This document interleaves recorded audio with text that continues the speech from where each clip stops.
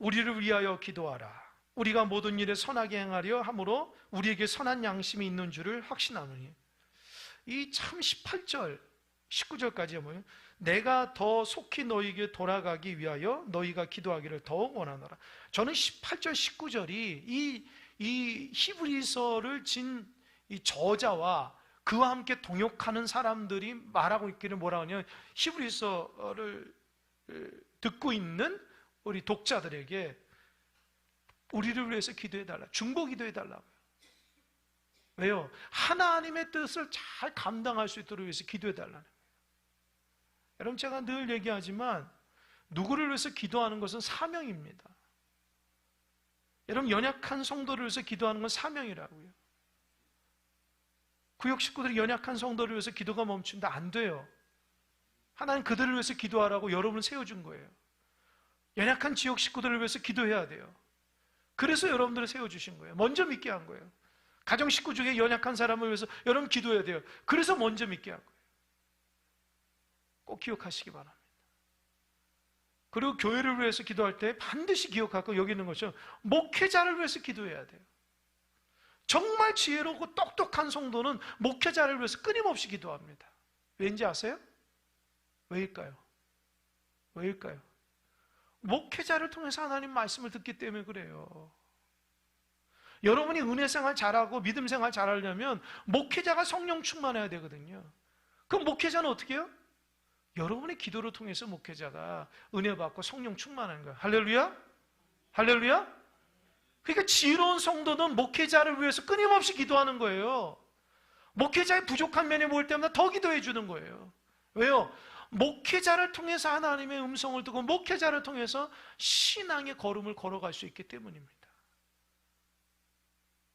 여러분들이 목회자한테 은혜 받지 못하면 안 돼요. 무슨 말인지 알겠습니까? 목회자한테 은혜 받지 못한 사람이 어떻게 신앙생활 잘할 수 있겠어요? 얘기해 보세요. 목회자한테 은혜 받지 못하는데 어떻게 은혜생활 잘할 수 있겠어요? 신앙생활을. 얘기해 보세요.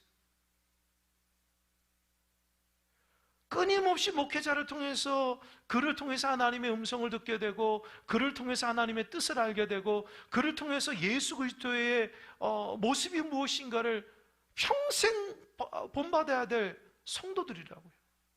그죠? 그러니까 여러분들이 정말 은혜스럽게 신앙생활하기 위해서는 어떻게 해요? 목회자한테 은혜 받아야 돼요. 목회자한테 은혜 받으려면 어떻게 해요? 목회자가 말씀 잘 전하고 성령 충만하고 하나님의 뜻 받들어서 하나님의 영광을 드러낼 수 있게 기도할 수 있어야 돼요. 할렐루야?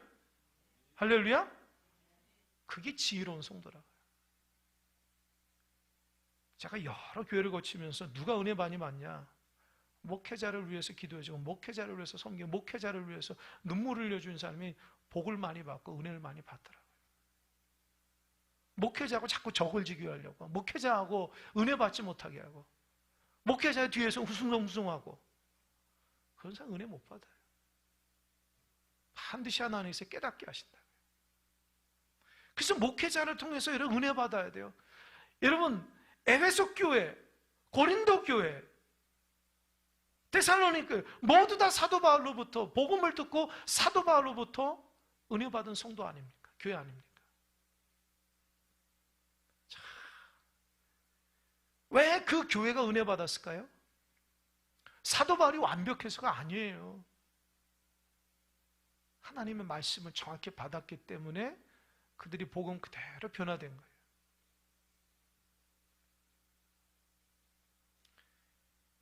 이 사도행전 보면은 잠깐 기억이 안 나네. 사도행전 10장에 보면은 제가 한번 볼게요. 네, 고넬료 맞네요. 고넬료라는 사람이 있는데 이 고넬료라는 사람이 여러분 잘 아시잖아요. 이방인이잖아요. 그죠? 근데 그 사람이 어떤 사람이야? 경건한다. 기도 날마다 열심히 하는 사람. 남을 잘 베푼 사람. 그죠? 근데 부족한 게 뭐 있어요? 뭐가 있죠? 아니, 말씀 많이 들었잖아요. 예수를 몰랐다는 거예요. 하나님 알았지만. 하나님께서 이 고넬료에게 하나님의 말씀대로 경건하게 살고 로마인이만 유대 백성들을 도와주기도 하고 또 날마다 하나님께 열심히 기도한 사람인데 하나님께서 그를 보니까 한 가지 부족은 예수를 몰라요. 그래서 하나님이 그에게 주신 축복이 누구예요? 누굴 붙여줬죠? 누굴 붙여줬죠? 다 까먹으셨나요? 베드로를 붙여줬잖아요. 베드로를 붙여줬어요. 베드로가 그에게 뭘 얘기했죠? 뭘 얘기했죠? 사도행전 10장을 다시 한번 설교를 베드로가 예수 그리스도의 구원에 대해서 얘기했잖아요. 이 고넬료가 베드로를 통해서 예수님을 영접했는데 제가 말씀드리고 싶은 것은 고넬료가 열심히 신앙생활 하는데 주신 축복이 뭐냐? 만남의 축복이라는 거예요. 만남의 축복. 기도하는 베드로를 만났기 때문에 베드로를 통해서 예수님을 알게 됐고 그 가정이 모두 다 구원 백성이 된 거예요. 할렐루야. 여러분 신앙생활 하면서 하나님께 간구해 만남의 축복을 가져요. 만남의 축복. 믿음의 사람을 만나야 돼요. 나에게 바른 성경을 가르쳐주고 나에게 바른 복음을 가르쳐줄 수 있는 목회자와 성도와 주변 사람을 만나는 게 여러분의 가장 큰 축복이 있는지 믿으시기 바랍니다. 복을 차면 안 돼요. 그 말씀을 그대로 받아서 그대로 실천해요. 오늘 제가 김성희 권사님 기도할 때마다 늘 제가 감사한 것은 주일 설교 그대로 묵상해서 기도해요. 뭐 듣는 여러분은 어떨지 모르겠지만 저는 말씀을 제가 전하기 때문에 그 내용이 다 머릿속에 있기 때문에 권사님 주일날 그대로 말씀을 적어서 그 말씀 묵상해서 기도할 때 항상 그렇게 하시더라고요. 제가 감동이고 감사합니다. 권사님 그렇게 살아가는지 모르겠지만 진짜 그렇게 살려고 하나님 앞에 말씀 들은 대로 살아가려고 노력하는 그 모습이 하나님의 사람으로 다듬어 갈 수 있는 거예요. 말씀을 시컨 듣고 내 삶에 적용이 안 되거나 하나님의 사람을 통해서 성경을 듣고 은혜를 받았는데 그거대로 열매가 맺지 못한다면 그것처럼 안타까운 게 없는 거예요. 때로 생각해 보세요. 사도 바울이 여러분에게 목회한다고 생각해 보세요. 우리가 변화될까요? 예수님이 여기서 목회한다면 우리가 정말 변화가 될까요? 예수님이 지금 이 시대에 와서 우리에게 기적을 베풀고 말씀을 전하면 성경 속에서 있었던 그 예수님 진짜 따라갈까요? 아니면 똑같이 바리새인처럼 예수님 비난할까요? 이게 굉장히 중요한 메시지입니다. 분별해야 돼. 그러니까 그가 예배드리는 태도, 그가 말씀 듣는 태도, 그가 신앙생활의 태도만 보면 그의 삶이 복된 길로 걸어가는지 안 걸어가는지 알 수 있어요.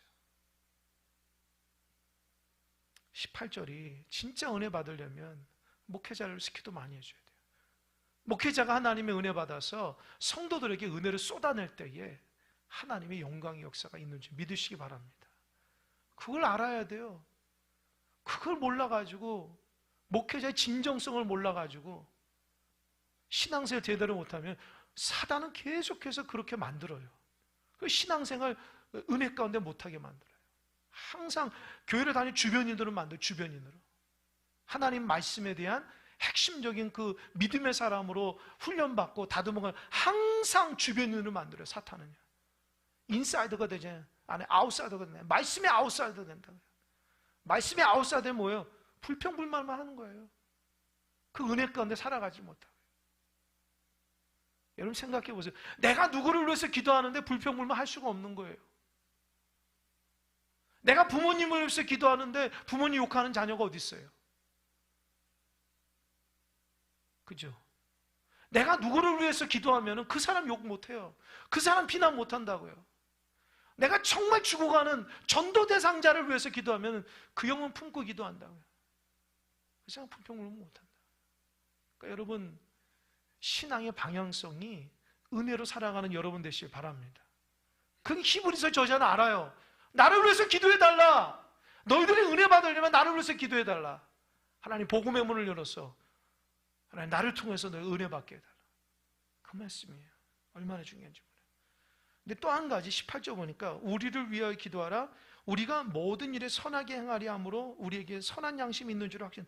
이 히브리서 저자는 내가 선한 양심으로 복음을 전하고 말씀대로 살아가는 것을 자부심을 느껴요.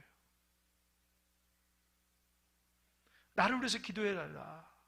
나는 적어도 모든 일에 하나님의 뜻대로 선하게 행하려 해서 선한 양심이 있는데 이건 열매 맺기 위해서 기도해달라는 거예요.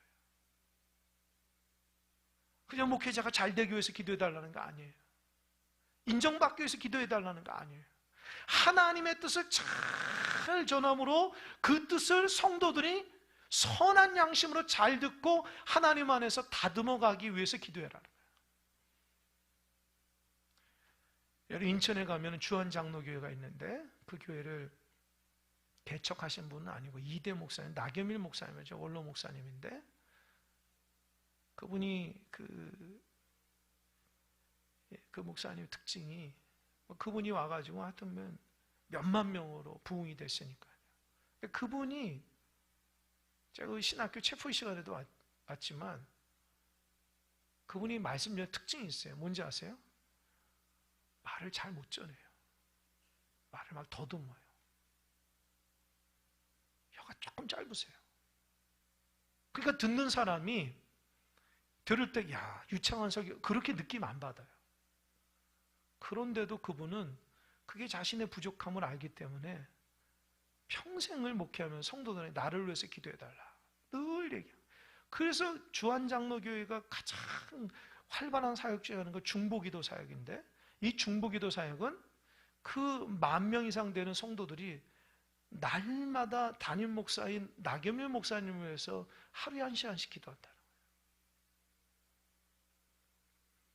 그분이 어디 가든지 그래요. 나는 오늘도 10,000명 되는 성도가 나를 위해서 기도한다. 그래서 하나님 나를 귀하게 쓰임받는다. 이렇게 자랑하면서 목회를 하시더라고요. 여러분 이게 지혜로움이에요. 저도 그래서 중보기도 훈련은 거기 교회에서 들었는데 처음부터 끝까지 그게 교회를 위해서 기도해야 되고 목회자를 위해서 기도해야 돼요. 그 첫 번째라는 거예요. 여러분 정말 은혜 받고 신령하게 살아가려면 교회를 위해서 기도하고 목회자를 위해서 기도해야 돼요. 하나님 뜻받들어 잘 할 수 있도록.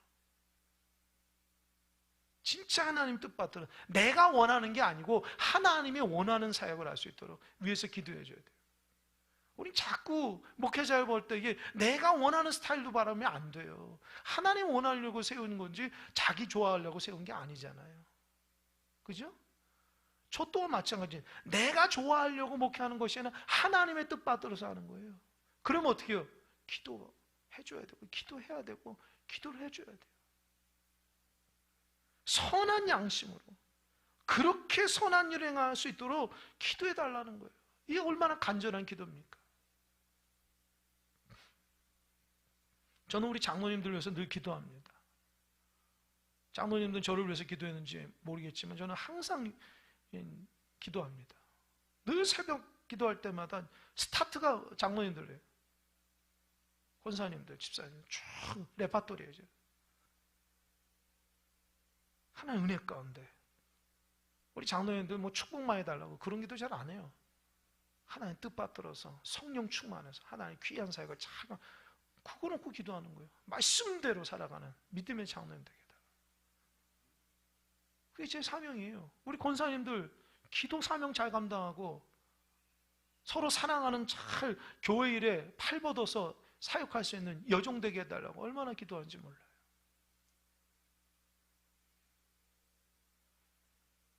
저는 이 기도가 반드시 응답될 줄 믿습니다. 왜요? 응답은 하나님이 하신 거니까. 나는 최선을 다해서 기도할 따름이에요. 자, 19절. 내가 더 속히 너희에게로 돌아가기 위하여 너희가 기도하기를 더 원하나. 나는 너희들에게 다시 가고 싶다는 거예요. 내가 떠났지만 너희들이 그 흔들리는, 고난한 편 흔들리는 모습 보고 너무 안타까워서 내가 다시 가서 너희들에게 바른 복음을 전하고 다시 위로해주고 싶다. 그러니까 나를 위해서 기도해서 내가 너희들에게도 가서 복음을 잘 전할 수 있도록 기도해달라는 거예요. 그러니까 히브리서 저자는 기도의 능력을 안다고요. 여러분, 기도가 얼마나 소중한지 꼭 깨달으시기 바랍니다.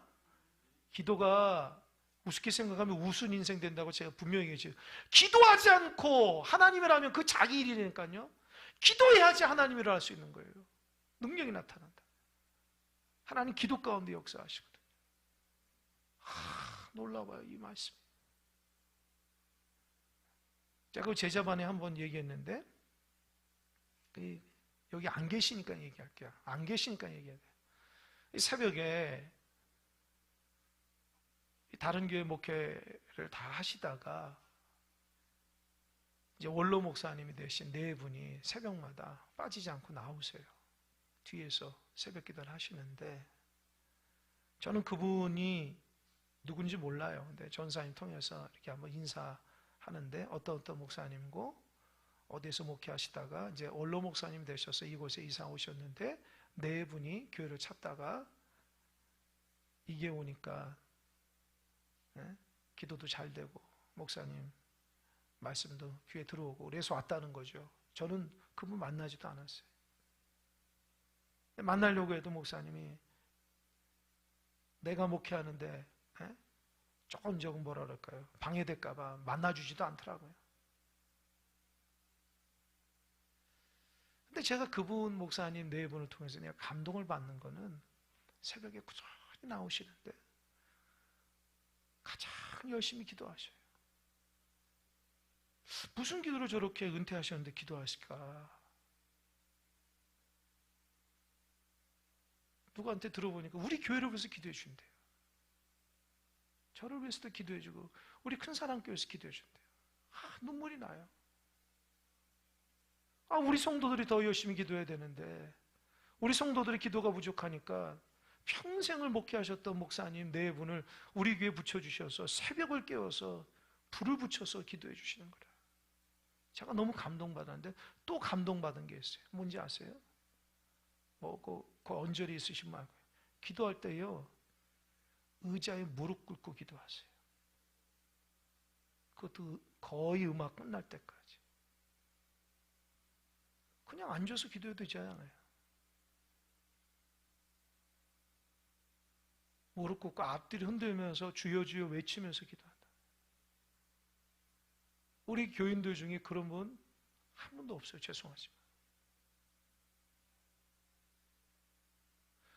그 목사님 네 분이, 저는 어디에서 목회한지도 모르고 솔직히 이름도 인터넷 찾아본 것밖에 없어요.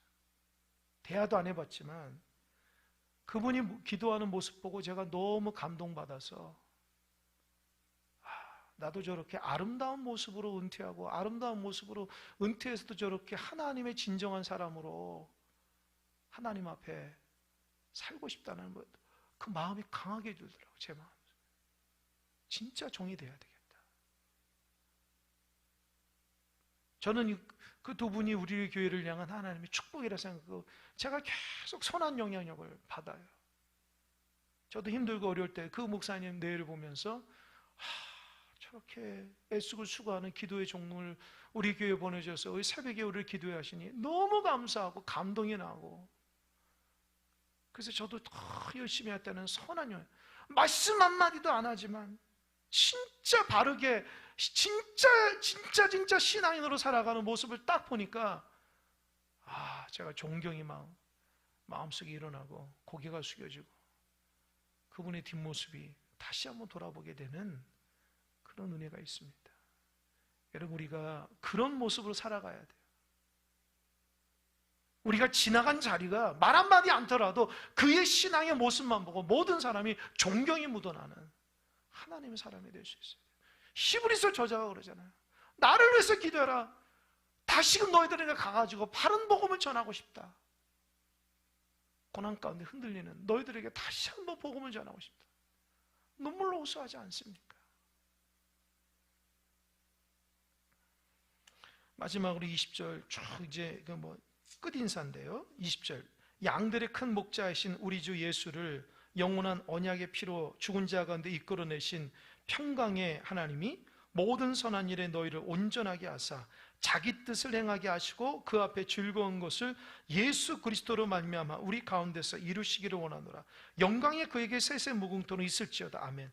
이 20절과 21절은 하나님 앞에 올리는 찬양이래. 찬양.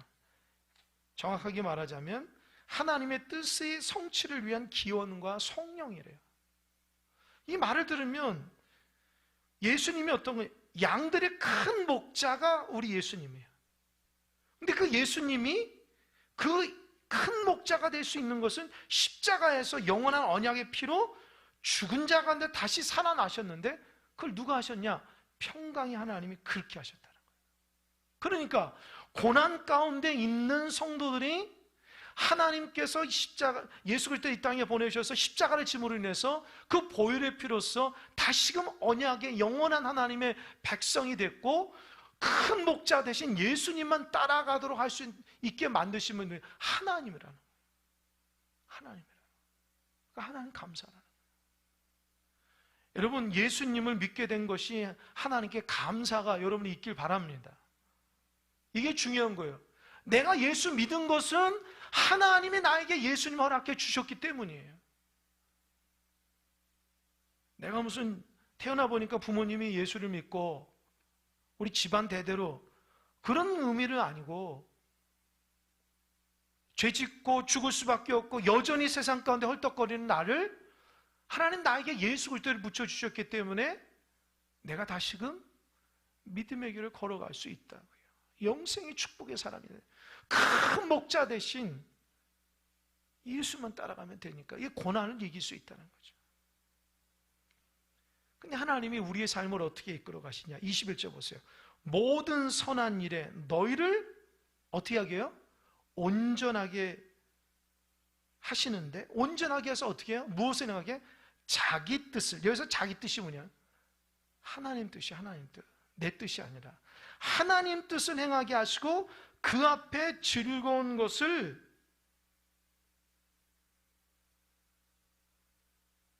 예수 그리스도를 말미암아 우리 가운데 이루시기를 원하노라. 그죠? 그러니까 하나님이 우리를 참 온전하게 선한 것을 인도하셔가지고 하나님의 뜻으로 우리를 이끌어 가시는 거예요. 근데 그렇게 하는 데가 누구 때문에? 예수 그리스도를 통해서 그렇게 되는 거예요. 그러니까 여러분, 우리가 하나님의 뜻대로 제대로 살아가려면 누가 있어야 돼요? 예수 그리스도 돼요. 예수 그리스도를 통과해야지만 하나님 뜻을 알 수 있다는 거예요. 그러니까 고난 중에 지금 하나님의 뜻을 모르고 있는 성도들에게 히브리서자는 뭐예요? 예수 그리스도를 통해서 하나님 뜻을 분명히 깨달아라. 하나님이 너희들에게 예수 그리스도를 선물로 줬으니까 그분을 통해서 하나님 뜻을 잘 받들고 나가라는 거예요. 그러면서 22절, 형제들아 내가 너희를 권하노니 권면의 말을 어떻게 해요? 용납하라. 내가 간단히 너희 썼느니라. 여러분, 히브리서가 13장인데 간단히 한 거 아니거든요. 그런데도 간단한 거예요. 왜 그럴까요? 하고 싶은 말이 많은 거예요. 믿음 안에서 이것도 가르쳐주고 저것도 가르쳐주고. 근데 그 말씀 어떻게 해요? 용납하라는, 권면의 말씀을 용납하라. 한번 따라해 볼까요? 권면의 말을 용납하라. 예, 하나님 말씀을 그대로 품고 순종하며 살아가라는 거예요. 이런 축복은 순종이 있거든요. 근데 여러분, 축복은 여러분에게 달려있어요. 여러분이 하나님 말씀대로 순종하냐 안 하냐는 여러분이 달려있는 거예요. 누가 시켜서 하는 게 아니잖아요. 하나님 말씀을 받고 그대로 용납하며 순종하는데 복이 있다고 말씀하셨잖아요. 그러니까 여러분들은 오늘도 살아가면서 내가 축복받기 위한다면 순종하면 살면 돼요. 순종을 거둬차면 내 복을 못 받는 거죠. 그러니까 하루하루가 하나님 나에게 주신 축복의 기회를 주시는 거예요. 왜요? 순종하며 복 받으니까. 꼭 기억하시기 바랍니다. 엉뚱한 데서 복 달라고 하면 안 돼요. 하나님 말씀에 순종하며 복이라고 했어요. 그러니까 그 하나님 말씀을 지키느냐가 내 삶의 복이지, 하나님 말씀 지키지도 않는데 복 달라고 하면 주겠어요? 성경의 말씀하고 위배되잖아요. 여러분, 말씀에 순종해서 복 받는 여러분 되시기 바랍니다. 복 받으세요. 복 받는 인생을 되시라고요. 그리고 오래간만에 디모데라는 이름이 나오는데 23절 보니까 우리 형제 디모데가 노인 것을 너희가 알라. 그가 속히 오면 내가 그와 함께 가서 너희를 보리라. 이 디모데 때문에 이게 사도 바울이 썼다 그렇게 얘기하는데 정확히 모릅니다. 그리고 이 디모데가 놓였다는 것이 감옥에서 나왔다는데 성경에 보면 디모데가 감옥에 갇히고 뭐 어디에서 그런 내용이 없어요. 그러니까 이건 잘 몰라요. 학자들도 추측할 따르면 여하튼 디모데가 하나님 말씀을 전하다가 옥에 갇히고 풀려나서 히브리 교회, 히브리서 이 성도들을 향해서 겉면에 같이 가서 이렇게 하고자 하는 그런 열망이 있다는 걸 나타내고 있습니다. 또 24절, 너희를 인도하는 자들과 및 모든 성도를 문안하라. 이달리아에서 온 자들을 너희에게 문안하느니라. 이 히브리 저자를 위해서, 독자를 위해서 많은 사람들이 이들을 위해서 기도하고 권면하고 있다는 거예요. 참 놀라운 것은 하나님이 여러분 한 사람, 저 한 사람 만들기 위해서 하나님 주변 사람들 다 붙여주신다는 거예요. 그거를 내가 믿음의 눈으로 봐야지 축복이라는 거예요. 여러분, 주변 사람들과 좋은 믿음의 관계를 유지하시기 바랍니다. 하나님 여러분에 붙여준 믿음의 관계예요. 그걸 자꾸 판단하면 안 돼요. 하나님 주신 그 믿음의 관계를 그냥 아멘하고 그분을 통해서 크고 작건 간에 좋은 점들을 내 것으로 만들면 돼요. 그를 통해서 하나님의 음성을 들으면 돼요. 분별하면 된다고요. 그러면 내 삶이 모든 사람이 축복의 관계 가운데 살아가는 거예요. 근데 제가 늘 얘기해요. 담을 싸면 안 돼요. 자꾸 판단하면 안 되고. 그렇게 하면 가장 못난 사람이에요. 못난 사람. 오히려 부족하니까 다른 사람을 통해서 은혜 받고, 다른 사람 또 도전 받고, 다른 사람 관계를 통해서 새롭게 되고, 그래서 내 신앙을, 부족한 신앙을 자꾸 변화되고 새롭게 하는 믿음으로 다듬어 갈 수 있어야 돼요. 그리고 나서 25절, 은혜가 너희 모든 사람에게 있을지어다. 저는 이 말씀이 얼마나 은혜가 모든 사람에게 있어요. 은혜가 뭡니까? 값없이 주어지는 하나님의 사랑 아닙니까? 우리가 신앙생활 하다가 어느 순간 열심히 하면서 자꾸 까먹는 게 있는데 뭐냐? 은혜를 자꾸 까먹어요. 자기가 하는 것처럼. 자기가 열심히 기도하고, 자기가 열심히 교회를 섬기고, 자기가 열심히 예배하고, 자기가 열심히 뭔가 하면 그게 하나님의 은혜라고 생각해야 되는데, 나도 모르는 사이 율법의 마음에 들어가서 내가 이런 사람, 대단한 사람, 그렇게 하면 안 돼요. 모든 것이 은혜라고 생각해요. 나처럼 이렇게 부족하고 연약한 사람을 하나님 은혜 주신다고? 할렐루야. 그런 마음으로 감사해야 돼요. 나처럼 연약한데 하나님 은혜 주셔서 믿음의 길을 걸어가는구나. 나처럼 연약한데 오늘도 수요예배를 와서 하나님 말씀 듣고 기도하고 찬양할 수 있게 하시구나. 그게 은혜라고요. 이 당연한 게 아니라고요. 내 삶에 당연한 거 하나도 없는 거예요. 모두 다 하나님의 은혜니까 은혜를 알면 내 삶이 바뀌죠. 감동하면 바뀌잖아요. 모든 것이 하나님의 은혜라고 생각하면 내가 있는 위치, 내가 직장의 삶이나 내 가정의 삶이나 내가 뭐 어떤 삶이라도 그 모든 것이 하나님의 은혜라면 감사가 터져나오는 거예요. 아, 하나님께서 하시는구나. 나는 부족한데. 그러면 하나님께 새로워질 수 있는 거예요. 새로워질 수 있는 거예요.